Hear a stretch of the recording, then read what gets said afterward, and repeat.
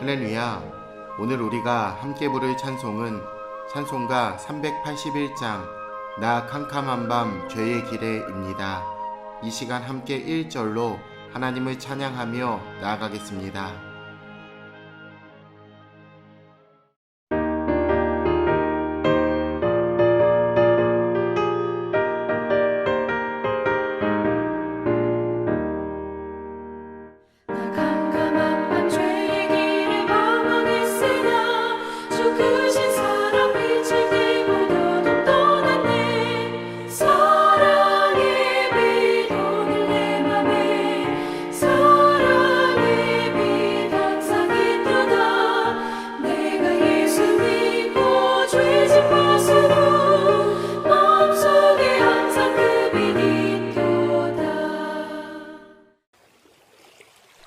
오늘 하나님이 우리에게 주시는 말씀은 출애굽기 25장 23절로 40절입니다.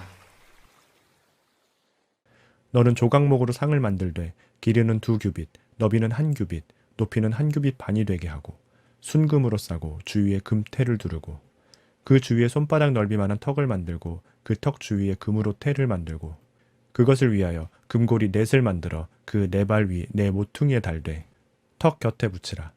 이는 상을 맬 채를 꿰을 곳이며 또 조각목으로 그 채를 만들고 금으로 싸라. 상을 이것으로 맬 것이니라. 너는 대접과 숟가락과 병과 붓는 잔을 만들되 순금으로 만들며 상 위에 진설병을 두어 항상 내 앞에 있게 할지니라.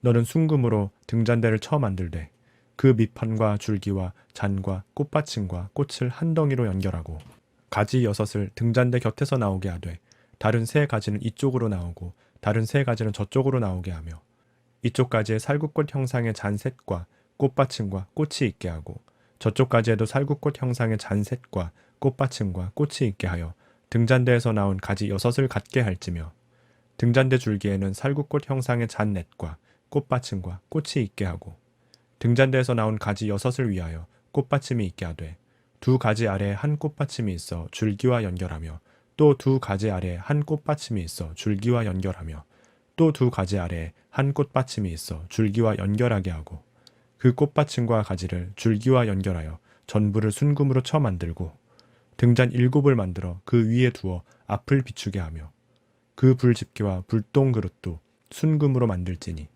등잔대와 이 모든 기구를 순금 1달란트로 만들되 너는 삼가 이 산에서 내게 보인 양식대로 할지니라. 이스라엘의 최종 목표는 약속의 땅 가나안에 정착해 하나님의 복을 누리며 사는 것입니다. 그런데 그 땅에 들어가기 전에 성막 건축에 중요한 임무가 주어지게 됩니다. 하나님의 임재의 상징인 성막과 함께 하나님의 말씀에 순종하며 살아가는 훈련이 필요했기 때문입니다. 우리는 성막의 기구들을 통해 어떤 신앙의 교육을 배울 수 있을까요? 지성소 다음으로 거룩한 곳인 성소에 비치될 도구들에 대한 청사진이 제시됩니다. 첫 번째가 진설병을 두는 상입니다. 이 상은 조각목, 즉 아카시아 나무로 만들어 순금으로 싸고 그 주위에 금테를 둘렀습니다. 이 상 위에 6개씩 2줄로 떡을 올려놓았습니다. 12개의 떡은 언약의 공동체로서 이스라엘 12지파가 피땀 흘려 거둔 결실로 드리는 이 진설병을 하나님이 기뻐하신다는 의미입니다. 하나님의 백성은 하나님께 나아가 죄 용서를 받을 뿐만이 아니라 하나님을 기쁨으로 섬기고 하나님께 헌신해야 합니다. 이 상은 4개의 다리와 이동할 때 사용하는 4개의 고리가 달려 있었습니다.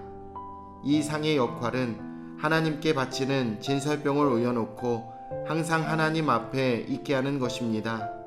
그렇기 때문에 이스라엘은 행군하는 도중에도 채를 고리에 꿰어 어깨에 메고 이 상을 옮겨야 했습니다. 하나님의 백성은 항상 하나님의 임재를 의식하며 어디에서 무엇을 하든지 하나님의 영광을 드러내는 삶을 살아야 합니다. 이 상 위에는 떡과 함께 4가지 도구, 곧 순금으로 만든 대접, 숟가락, 병, 붓는 잔이 있었습니다. 대접은 구운 떡의 형태를 유지하고 보존하기 위한 것이고, 숟가락은 레위기 24장 7절에 언급된 유향을 담기 위한 것으로 보여집니다. 병과 붓는 잔에는 물이나 포도주가 담겨져 있었을 것입니다.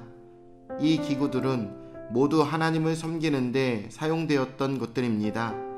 성소의 다양한 기구들이 각자의 역할을 통해서 하나님을 섬기는 직무를 다하는 것처럼 오늘 하나님의 백성은 주어진 직분과 사명에 헌신함으로써 하나님을 온전히 섬겨야 합니다. 성소에 두어야 할 두 번째 기구는 순금으로 만든 등잔대입니다. 이 등잔대는 원가지 좌우로 각기 가지가 3개씩 있어서 모두 7개의 가지가 있었는데 이는 완전함을 상징하고 있습니다. 이 등잔대는 이스라엘에서 가장 먼저 꽃을 피우는 살구나무를 형상화해서 만들었습니다. 살구나무는 새롭게 돋아나는 생명을 의미합니다.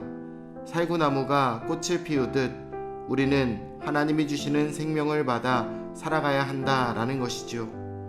하나님은 그리스도 안에서 우리를 낳으신 아버지이십니다. 등잔대의 불은 성소를 비추게 됩니다. 그렇기에 이 등잔대의 불은 꺼져서는 안 됩니다. 이 불은 이스라엘의 생명을 상징합니다.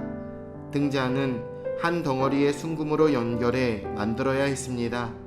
이는 12지파로 이루어진 이스라엘의 생명이 사실상 하나임을 상징하고 있습니다.